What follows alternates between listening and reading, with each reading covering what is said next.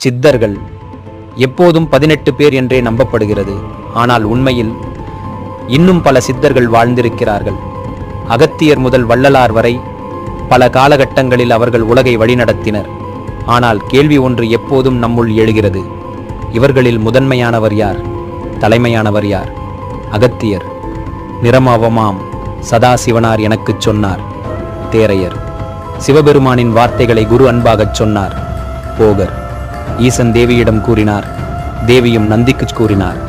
தன்வந்திரி. சதாசிவன் சொன்னதை தேவியும் நந்திக்கும் சொன்னார். யூகிமுனி. அரை நிலவு அணிந்தவர் சொன்னதை ஆசீர்வதிக்கப்பட்டவர்கள் மட்டுமே கற்றுக்கொள்கிறார்கள். இந்த அனைத்து சித்தர்களின் சொற்களும் ஒன்றையே காட்டுகின்றன. முதல் சித்தர் சிவபெருமான்.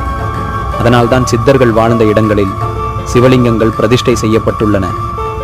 இது முதல் சித்தருக்கான மரியாதை. ஓம் நம சிவாய.